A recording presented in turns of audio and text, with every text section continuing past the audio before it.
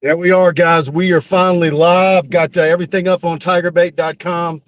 LSU has a big 38-0 win over New Mexico. Another very outmatched opponent. And what more to say about Matt House's defense? We saw Jack Besh returning punts. He had a big night also receiving the ball.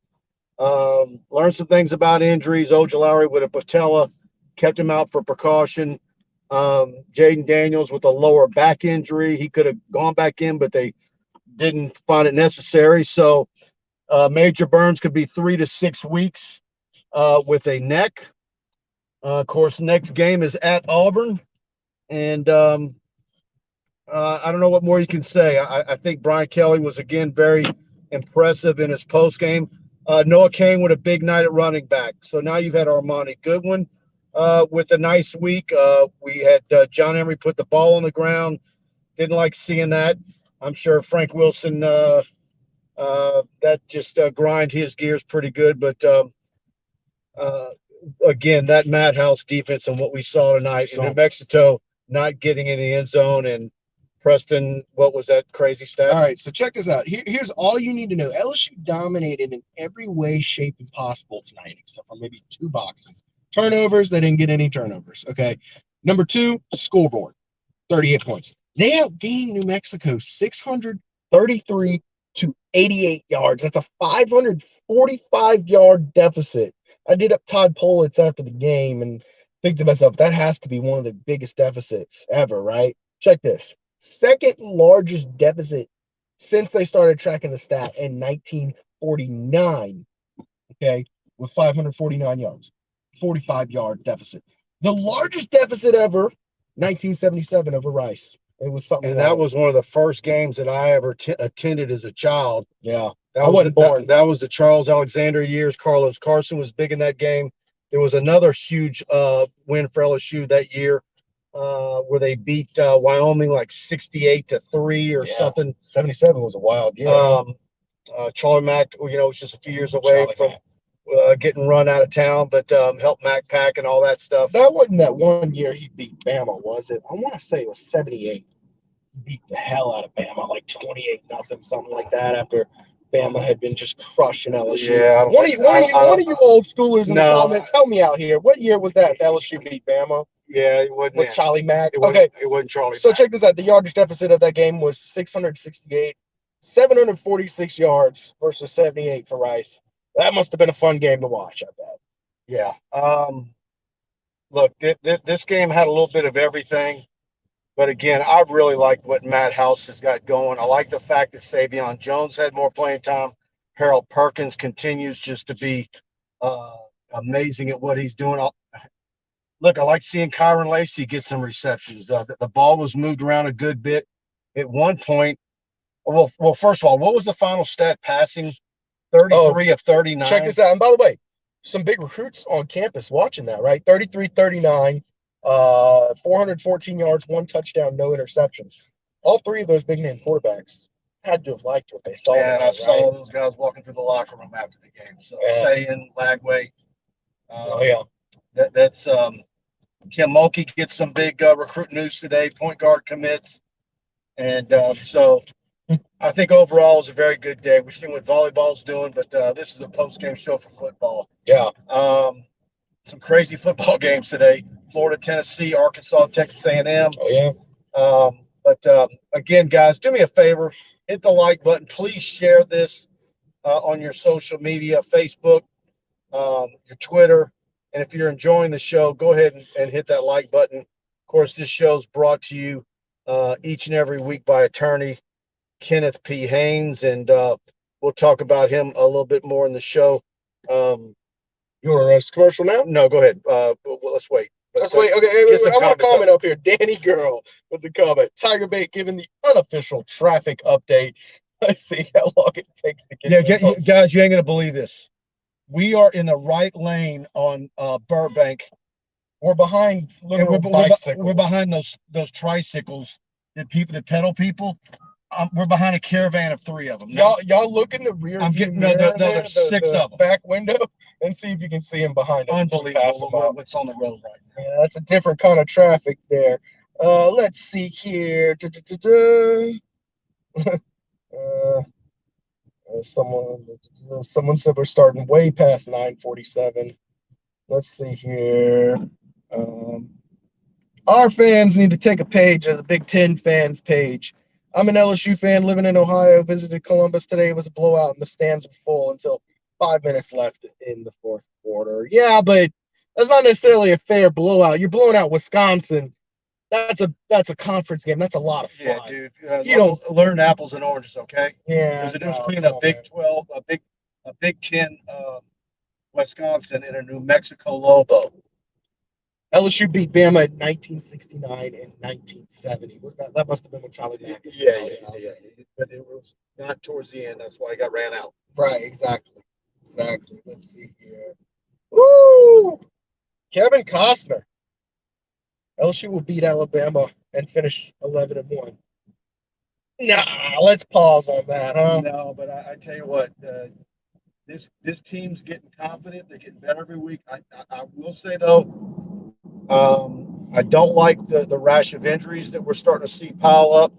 Even if it's guys where they're saying they'll be back in a couple of weeks, or we're holding out for precaution, it's starting to make you a little nervous. But what have I been pushing for on these shows? Jack Besh, and his post-game interview is on our YouTube channel. I asked him, it wasn't just that they just started trying him. He wanted to say, well, I started on Tuesday. They had actually been working Jack in the spring, but as you know, he got hurt with that lower leg injury, and so that set him back. Not to say that he would have been the starting punt returner, but like Brian Kelly said in the post-game, him being back there makes them better. And so Great. between him being getting an opportunity on punts and then staying out on the field and getting more involved in the offense, that's a positive. Now, Butte, of course, will be back. Brian Thomas with a big game. Nussmeier hitting him in stride. Great game seeing Garrett Nussmeier come back tonight. By the way, I beat you like a drum in the press box on this one. You're saying Besh, there's gonna get buried. You find ways to get him on the field. He was pretty good tonight. Now, what I liked about him returning the punt, a lot of people want to point out that punt return, the sexy long return with the ticky-tack call that really shouldn't have been called on that kick return. I like the fair catch inside your 15. I'm seeing like three things. Chance Babin should be up on the screen. Ooh, Chance Babin. First guy I remember attending was 1977 also. Oh, yeah. Well, he's just commenting the same thing we looked at earlier. Kevin, is that how he's saying it? Kevin Costner, that's what it looks like. All right, next week, he's now saying next week we will beat Auburn 4-1. You expect LSU to handle Auburn pretty comfortably, right? They're down to a third-string quarterback. They they beat Missouri today, but Missouri twice had a chance to win that game. They missed the field goal right before the end of regulation to take the win. And then in overtime, while they're down 3 guys running in for a touchdown, he fumbles in the end zone for a touchback. Guys, give us some your comments.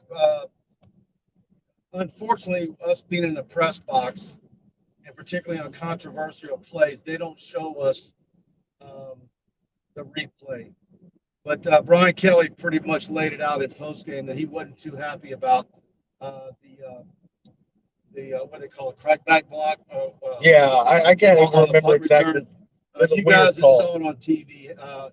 What were the announcers saying about it? Did they disagree with it like Brian Kelly?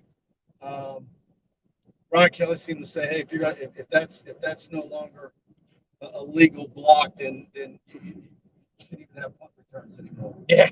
So, what did you guys think of that? Leave us a comment.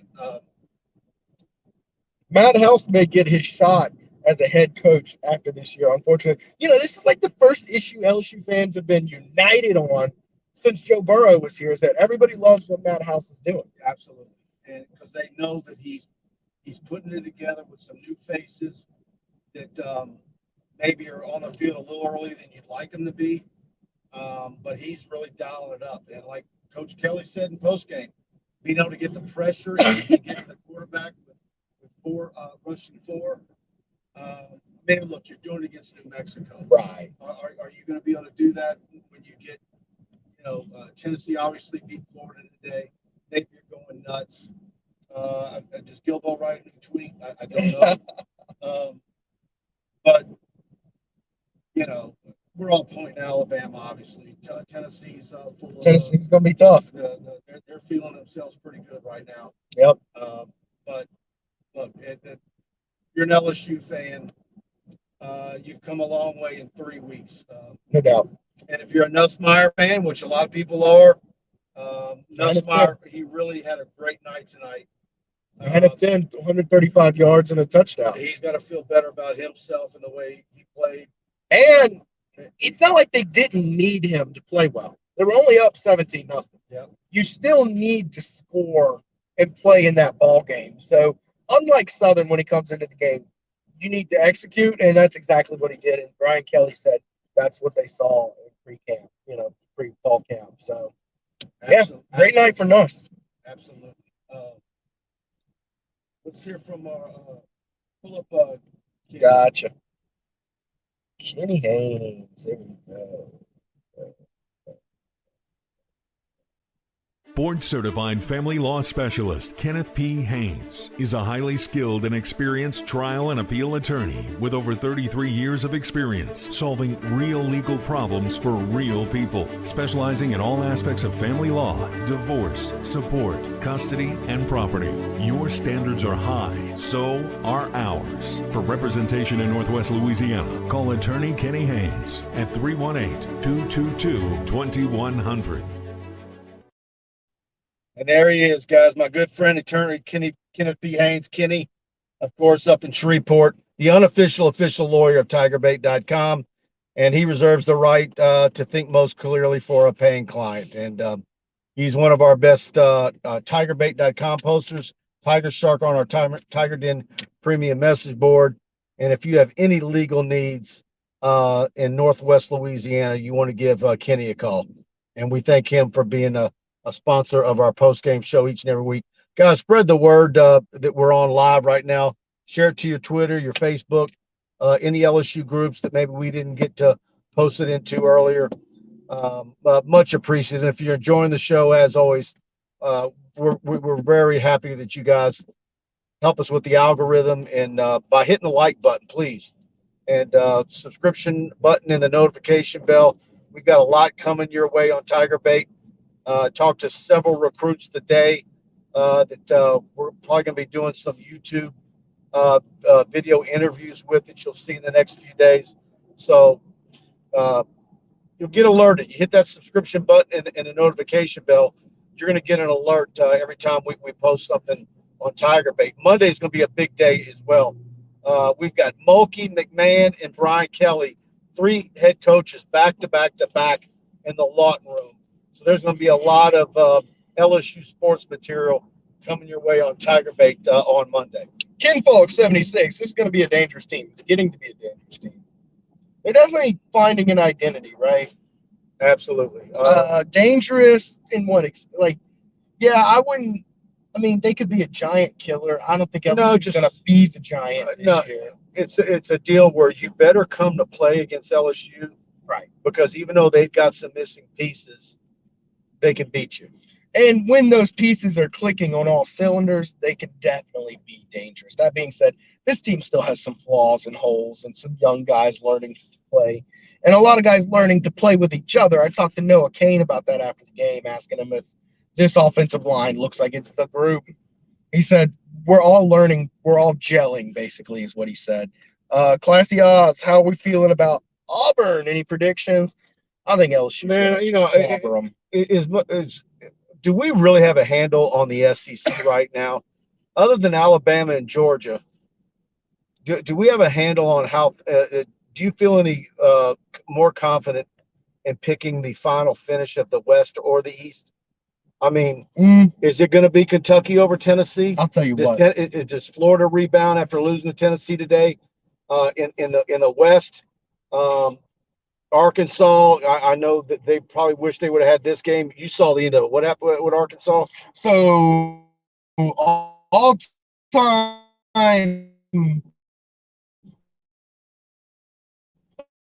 horse champion on that kick, and it bounces straight backward, never crosses over wildest missed kick I've ever seen. Texas A&M takes the win over Arkansas.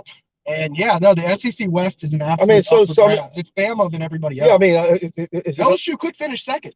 It's not. Yeah, but is there a chance there's a three-way tie for second, and you've got some bizarre tiebreaker? I could absolutely. I mean, there's just a whole bunch of teams that are just kind of like, somebody has one too many injuries one week, and that's the difference. I mean, it's going to be very interesting to see how it all plays out. But we kind of thought that going into the season that there's some teams out there that are the team that is going to. We were saying the team that finished last in the West is probably actually going to be a decent football team. Yeah, and LSU, I'll tell you what, I feel a lot better about them as a team right now than I have at any point during this really season, because a lot of these teams, and not just what LSU's doing, what you're getting from its opponents, everybody but Bama on their schedule looks beatable. Tennessee looks like it's going to be a tough game. Texas A&M, Arkansas, I can see LSU beating those teams. They seem way more kinks in the armor than they did week one. So, I mean, 9-3 is realistic. I think at this point, which after Florida State, you never would have thought that, but they should be 4-1 going into that Tennessee game. And at that Tennessee game, October 8th, we're going to know a lot more about this team at this point. Let's see here. Texas lost to Texas Tech. Did Texas Tech come back and beat them? There was a whole lot was happening to us following our stories. Both of us in the locker room at some point. That's wild. I saw Kansas State. You guys fill us in as to something we might have missed in the last few hours. I saw Kansas won, Kansas State won. Cool day, man. Let's see here. But it sounds like that Arkansas Texas A&M game was as crazy as Tennessee and Florida. A&M offense is garbage, Jonathan says. They should be a little bit better with Max Johnson. Yeah, but how much better are they with Max versus Haines King? I don't know what Jimbo was thinking or how at any point he thought that would have been a better solution for him. Texas Tech won in overtime. They're saying Bijan Robinson fumbled in overtime. That's pretty crazy, don't you think? I don't mind anything that. Now, I'll tell you what, Quinn Ewers being out, that hurts that team, man, because he was looking good. I think, guys, you look, everybody in the SEC's had enough Alabama by exponential numbers. But, man, if any LSU fans that have spent any time in Texas, I can't stand Texas just as much. Wait till you get a nice dose of Longhorn fans once they're in the SEC. So anything bad befalling the Longhorns is fine with me. Ken Folks says Arkansas should have won. I mean, absolutely the most. Look, Alabama wins all the time, but there's no more arrogant fan base, period, than Texas Longhorn fans. Any comments? Yeah, not really. People just kind of commenting about all the stuff around Kansas State beating Oklahoma. That's pretty cool. That's wild, man. I saw that game. Kansas State pulled away late. Man, it was when I watched Dylan Gabriel throw a long touchdown. I was like, I got to come back, and nope. Kansas State. Who are if you give away some game balls tonight for LSU on offense and on defense? Who are you giving them to? All right, so it's not going to show up on the stat sheet, but Greg Brooks for LSU was all over the freaking field, man. All over the field. I love what he's doing. I like Bernard Converse. He moved to safety, and he only started playing that, like practicing that on Tuesday. And I know it's not that different of a position, and he had done it in the past Oklahoma State. That's still tough to do on the fly like that. But how does that with Burns out mm-hmm. and Fouché tweeting out I'm free because now he's eligible. Mm-hmm. What are we going to see back there as far as your corner, safeties, nickel? How much does that change things? Right. Yeah, no, I would assume Fouché. I talked to Jared Brown after the game, and he says that they're not planning on playing him safety moving forward. That means they have a lot of confidence in Fouché to man that spot. So you should feel good about that. Offensively, man, I mean, Jaden Daniels played very well, by the way. I mean, he only had 4 incompletions, y'all. 24 of 29, 279 yards, 0-0 for touchdowns, interceptions. But I mean, other than maybe Noah Kane, he had a nice long run. It'd been a while since LSU busted off a long run. What's Kenny saying?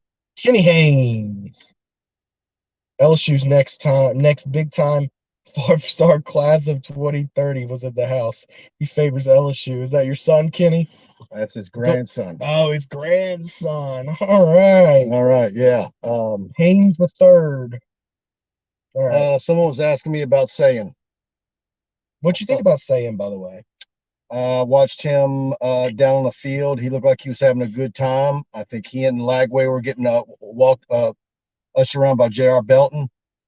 And that's another one where I think Joe Sloan's doing a fantastic job. You know, A&M is very confident in where they stand with Lagway right now. You know, talking to Jason Howell and some of those guys, they feel darn good about Lagway at A&M. But I tell you, it's a shame though, because Lagway would fit this offense pretty well. But at the same time, you know, those guys were saying similar things about Harold Perkins and who knows what's going to happen with A&M. Texas A&M and overconfidence. Name a better pair, though. I mean, really. They think a lot about what. We also have a great story on saying on our website. Yeah, go check that out, check guys. that story out if you're interested. Casey Bisclair, TigerBait contributor, did a great story, and we're going to have a follow-up with him as well after the visit this weekend. Yeah, just saying. Got a good chance with him. Yeah, I think LSU's positioned very well. LSU's positioned very well with Colin Hurley for 25 as well from Jacksonville Trinity Christian, who I thought might have been the best quarterback. That's the next year, though, the 2025 kid. 25. Mm-hmm. So they are stacking them up, guys. I mean, now what do you get Ricky this year, and then we'll see what plays out with Daniels and the idea behind bringing all those big name quarterbacks on campus for a New Mexico game. Yeah, I'd like to find out. I would love to hear that insight. Is it just coincidence, or is it just, you know, my initial thought is it's coincidence, but then I'm also thinking, did they maybe do it because you want quarterbacks to come in there when you have a big night offensively? You telling me none of those guys had Tennessee hitting them up, wanting to come check out their game against Florida? That was an awesome atmosphere, by the way. A relevant Tennessee is so good for college football because that looked awesome. I think it's also too. I mean, Satan comes in from California. You know, when do they play their games? When can he get flights? Does a parent work on Saturday? I mean, you just never know. A lot of times there's just a whole lot of coincidences. Coach, is the only time I'd come. I'd love to be there for the Tennessee game. I'd love to be there for the Alabama game. You know, Ole Miss, whatever. Yeah. But this is the only time I can come. Because I promised my grandmother we'd be there for their 50th anniversary. There's stuff like that all the time, and I think that's what we'll see if it was. Unnamed user says he was a beast versus ED White today. That's what Friday. That's what I heard. Guys, I was out last night. Drove to St. Martinville, Westgate, St. Martinville. Tune in at TigerBait.com. Go subscribe. For $1, you're going to want to see the interview I got with Derek, and I might run that tomorrow, but I might save it to Monday morning. We'll see. But I enjoyed watching him go one-on-one with wide receiver Harvey Broussard all night. Westgate laid the wood to St. Martinville. Westgate's going to make another run. Yeah. But you're going to want to tune into that. You know, when you start talking about the recruiting and finishing out with as far as Louisiana kids, I'll just say this: after seeing Derek Williams last night, you can't let him get away. You want him real bad. And by the way, if you get him, you're probably gonna have one of the best safety classes you've had in a while. We also we're also filming Catholic and St. Thomas More last night. It's kind of too much for STM, but we got some good Shelton Sampson stuff coming your way too on TigerBait. Oh, yeah. So, guys, you want to go subscribe to TigerBait? Try us out for $1. And like I always tell you, choose the annual package versus monthly. You get billed one time, and you're basically getting 3 months free versus getting billed monthly. And but go try us out for $1. You can try us out for a week. James Babin says BK gave Bernard Converse the game ball. There you go. Which doesn't surprise me, by the way. Harold Perkins did lead the defense in tackles. He was the only guy with more than 5 tackles, actually. He's just like I said in one of my tweets. He's just, if he's not making the tackle, he's helping set it up. He's very disruptive. Freak, dude. He's a freak. By the way, he had 8 tackles or 8 share of tackles. New Mexico only had 33 What was the plays. time of possession? Oh, dude. The time of possession, let's see. I'm sure it was a little to a lot, but looks like 37 to 22. Man, that's wild. But look, The statistical, here's the deal. the yardage though. Oh, That's 88 yards to 633. 633 to 88. I've never seen a number. They like had 2 first downs. They had just as many penalties as they had first downs. 0 points. I imagine at the end, shockingly dominant. if they would have gotten a field goal, that could have ruined Matt House's night. By the way, to play a defense like this, that triple option attack, you got to be really really disciplined and really well coached. So this goes a lot on Matt I really House. think, guys, when you watch this LSU football team, and I keep using this line of thinking where it's like Jay Johnson, getting the most out of that baseball team last year with no left-handed pitching, getting to a regional in Hattiesburg, and just not having enough to get to the next level. But you said, but at the end of it, when it was all said and done, you thought to yourself, Jay Johnson got the most out of that team. Kim Mulkey, same thing. Ran into a buzzsaw with Ohio State, hosting them in the tournament, and she got the most out of that team. Of course, had an injury, and I think you're probably going to. I think you're on your way to saying the same thing about Brian Kelly, where you're by the end of the year, you're going to know where the issues are. You're going to watch them address it in recruiting, but you do want to see them to get into that 8-win realm and go to a nice bowl game and see how that plays out. So, Haines says Perkins is the next Devin White. He's a beast, man. He's a freak. And let's put it like this: he had 8 tackles tonight.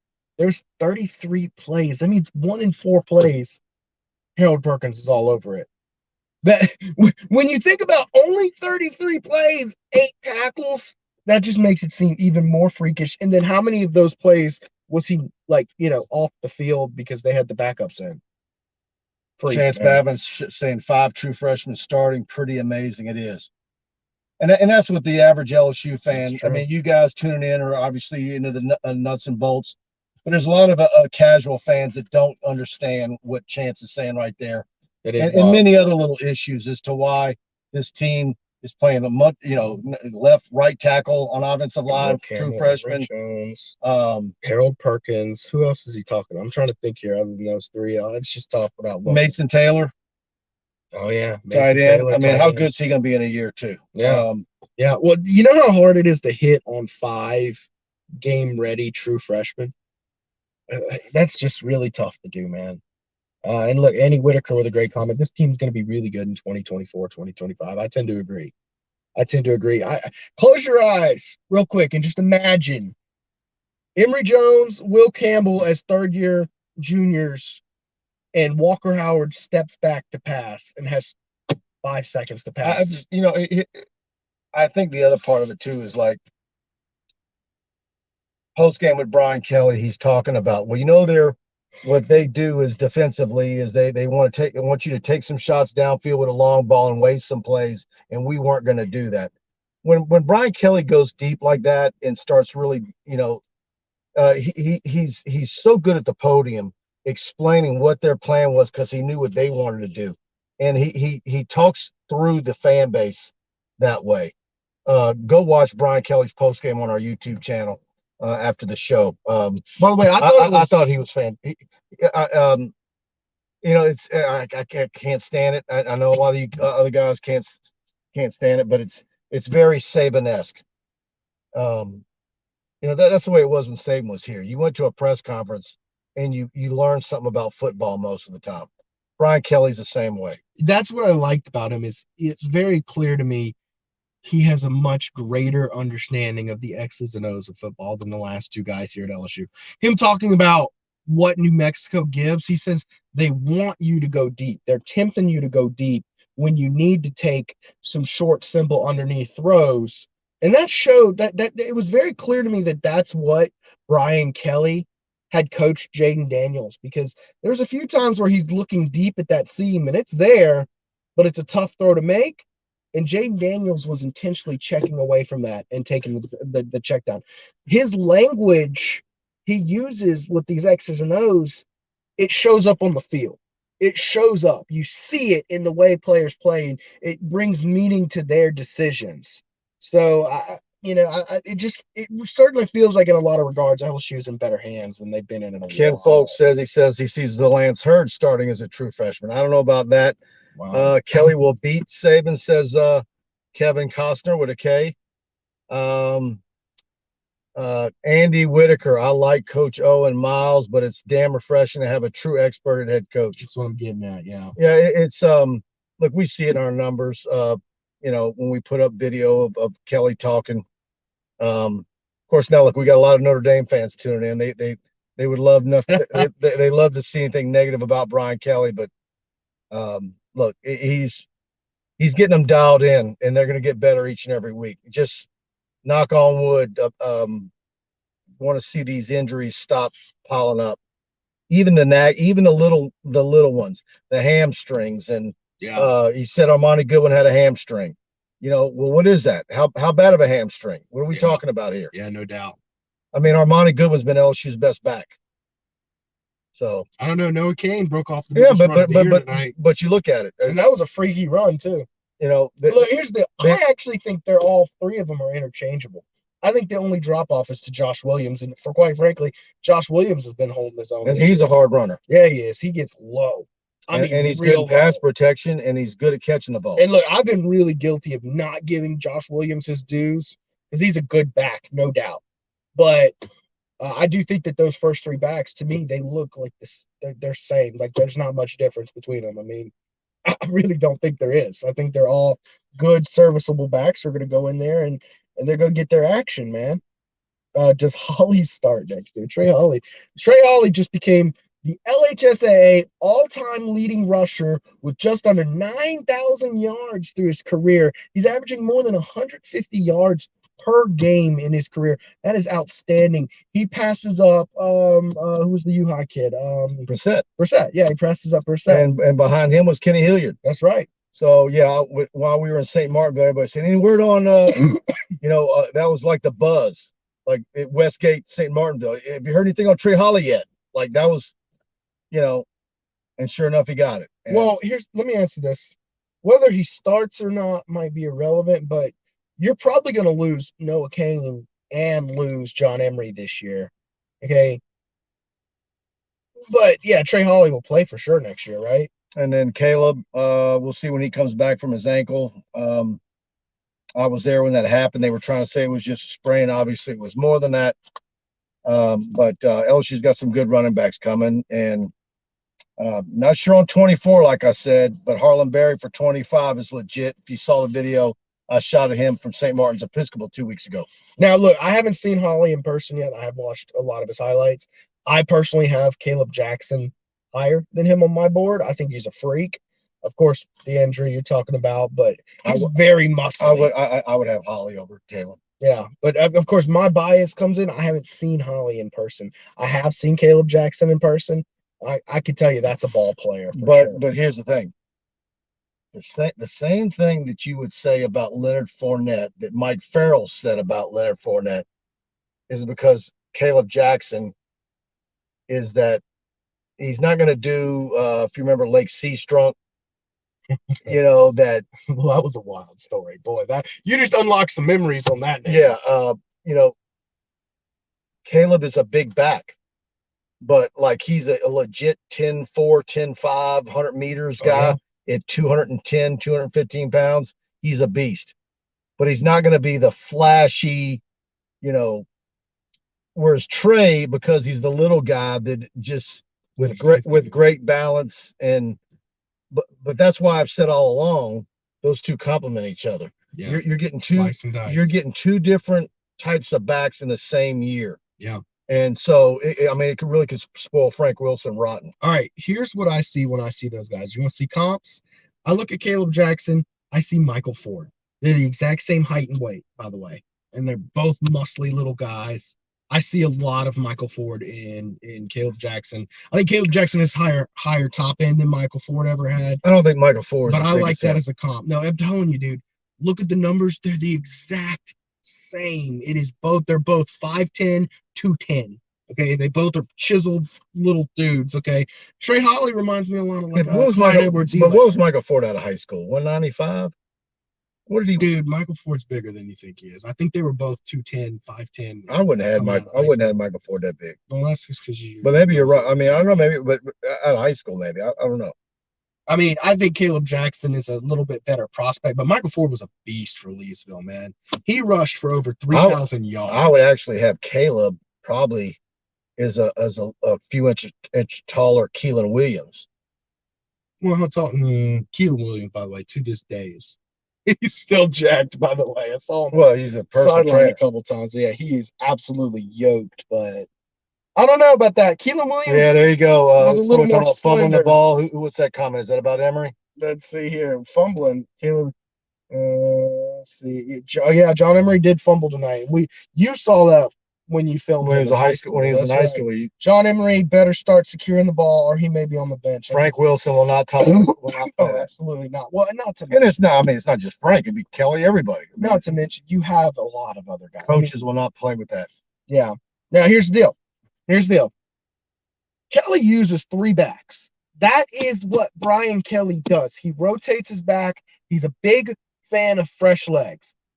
Every single year of the last 5 years at Notre Dame, his top 3 backs had 40 or more carries. That's not a coincidence, not even a little bit. Can he remain in those top 3 guys? He's basically, to get those carries, he's fighting with Josh Williams. What do you think the line's going to be on LSU at Auburn? LSU minus 10.5. What? Yeah. Oh, Auburn is. Yeah, but you're at Auburn. You're at Auburn, right? I would say LSU would be 14 if it was at LSU, and they're gonna take 4 away. Man, I don't know. Do you think they have a line yet? Well, let's put it like, how much do you think LSU wins? I think it'd be LSU minus 4 or 5. There's not gonna be a lineup. You guys, let me know what you think the line's gonna be. I'm looking it up right now because I don't know. Let's see. Right now, it's LSU. There's a couple of guys saying that Fournette's not their favorite guy right now. Well, he there's Kenny Lids. He's on my word we're not going to say on the postgame show because this is the clean postgame show. Other postgame shows you might want to take. Leonard's got a habit of not giving autographs. Yeah. He was making fun of Jameis Winston. Brian Smith at LSU minus 4. That's what I said. Minus 4 or 5. Minus 4? I don't know. All right, maybe you're right. That's why I don't bet much. LSU by 14. If it's LSU minus 4, I'm taking LSU because LSU 5.5 right now from what I see. I said 4 or 5, didn't I? Harsin not surviving this year. Yeah. Man, and who takes that job? Well, if he had lost to Missouri, that's a dumpster fire. Why would on one hand, you can say, well, there's only so many SEC jobs, right? Everybody covets them. The flip side of it is, if you're a coach worth your salt and you've got a value for yourself, do you hold out because of all the SEC jobs, the one with the most meddling jerkweeds in the back, back of the place, always making life difficult? Who wants that job? Well, I'll tell you, here's the thing about Auburn. The AD who hired Harsin got fired. Right. You're going to have a new AD, new fan. You're coming off of a terrible coach. You don't want to come on the heels of a coach who won 100 games there. You don't want to follow Saban, okay? You don't want to follow Kirby Smart. But the things that used to be said about LSU, when you were young, about the good old boy network and, boosters meddling where they don't belong and this and that. The LSU at their worst was never as bad as what happens at Auburn. I guess, man. I don't know. You know who I mentioned? I'm bringing Jake Crane on the show this week. He's a big Auburn guy. Now he's gonna be the one. He'll be good to talk about Auburn. I'm excited to talk to him about what's going on at Auburn. That's gonna be a great guest. That's a great guest for Preston. Yeah, because Jake is tied into Auburn and he got a good pulse on. Got a really good feel of what's going on. Tune in to Preston's show Tuesday night, y'all, and y'all hit that bell right now if you want to get notified for it. I promise you. The thing is about hitting our bell, it's cool because we do live shows, but I feel like we don't do so many that you can't get a notification. We basically do, 3 live shows a week? Your show, my show, post game, right? Yep. So decent Well, amount. we load up a lot of interviews and stuff. Yeah, but if you hit the live, you can do it for live shows only. Is my point, right? You can hit the bell for live only. Yeah. So you can do that if you want to join our live shows, or hit the bell for all of it if you want to see. Yeah, we want you to hit the bell for all of it. Yeah. Let's see here. Scott Frost does. Scott Frost does what? He's gone. Let's see. I see LSU everything. LSU minus 5.5. What is the we were talking last year after Riley fell through, and of course I was dropping Brian Kelly the whole way, and everybody thought I was crazy. But had Brian Kelly said no to LSU, the next tier down would have been Stoops. Mark Stoops, yeah. Right now, and that would have made a lot of people upset. Yeah, no doubt. And it'd probably make a lot of. But you can do worse than Mark Stoops. No, but all of a sudden, Stoops' value, even compared to last year, look where he's at now. Yeah. Is all of a sudden Stoops the coveted, I don't say flavor of the week because he's a better coach than that. But what is going to be the market for Mark Stoops and the number of lists that he's going to be on this coaching? Should OU have called in Mark Stoops, Bob's brother, instead of going to Venables? And for him, why would you leave Kentucky? Right? I mean, because Nebraska's going to put him on his list. That would be a stupid I would move. not leave Kentucky for Nebraska. Look, I have harped on this. I don't think he should leave Kentucky for Auburn. Nebraska is not a good job. It's like a tier 3 job at best. I wouldn't leave any SEC school not named Vanderbilt for Nebraska. You're surrounded by hours and hours of nothing. I think cornfields, man. And unrealistic expectations there. Dude, Nebraska's a school where if you're going 9-4, good. Be happy with 9 wins. It's a tough place, man. I think Stoops, there's going to be, obviously we can't foresee the openings that are coming. Well, hold up. Here's his thought. This is actually what came exactly to my mind when I saw that Auburn position. Hugh Freeze at Auburn? Why not? If they do that after they've done Malzahn and Harsin and they do that, then they really. I mean, do you want to win football games or do you want, Yeah, that's all. A pastor running your program, man. I mean, it's not like any of those guys had character issues, right? I mean, they just all couldn't be consistent. I don't know that Hugh Freeze can be hired in the SEC. Oh yeah, he might have like a band going on. Yeah, there's a whole little thought out there. It's interesting that there is a naughty list. Like I said, I'm interested to talk to Jake Crane to see who he wants to bring in for Auburn next year if they fire Harsin. I'll tell you what. Rumored now is that the offensive coordinator for Arkansas is a front runner for the Auburn job. Isn't that Kendall Briles? I think that's who it is. Yeah. It definitely was last year for sure. Maybe Kendall Briles moved on somewhere, but that'd be interesting. What? Okay, I got it. Yeah, it's comic just came in later. But look, Whitaker. Auburn needs a Brian Kelly type hire, or they're not just trying Andy. I hate to tell you. The thing is, though, that's why Scott Woodward has the name that he has. Very few ADs go out there and bag a Brian Kelly. Very few do it, man. It's so much harder than you think. Now, the low-hanging fruit would be you look at guys who are available unemployed. I mean, Urban Meyer, but they're not doing that. That's ridiculous. So there's not really a guy who would be easy for Auburn. Kendall Briles, it's him. Yeah, okay. Don't question my knowledge. I really like Sam Pittman. I like Sam Pittman too, but who doesn't like Sam Pittman? He does. He's a good fit for Arkansas, man. I just think he's a good dude. Would you leave a program that you've built up at Arkansas that's in good shape, right? And you've got your recruits in and your coaches in place, and the expectations are manageable there, and go to Auburn where the roster's not in shape? You've got one quarterback who's healthy right now, and he's not very good, and you've got boosters and unrealistic expectations because they've won a championship in the last 12 years or whatever, and you saw the mess that. Would you leave Arkansas for Auburn? Honestly, because it's not like it's a bad thing he's got going on. I mean, I would need a tier 1 job. If you're going to leave Arkansas, of course, most Arkansas coaches they get fired. They don't go on the greener path. Well, then But it who Houston Nutt? He left for Ole Miss. he got fired. Did he get fired from Arkansas? Yeah, he did. He did get fired from Arkansas. You just wouldn't think someone would get fired from Arkansas and end up at Ole Miss, but I guess here we are. All right, guys. I think we've got just about all the comments. New Mexico, LSU lays the wood to them 38-0. Like, share, go to TigerBait, subscribe. Got Jack Besh interview already on this YouTube channel. On our, you'll see it's already listed. Brian Kelly's already there. Brian Lazar's got an instant analysis. We've got a story on Sagan, the quarterback, that's already up on the site since yesterday. Go check that out. Very good interview we did with him prior to him making his trip to Baton Rouge. And we're going to do a follow-up with him. Kim Mulkey gets a big point guard commitment. That's on the front page of TigerBait, with more coming to follow up on that. And thanks to all you guys for tuning in.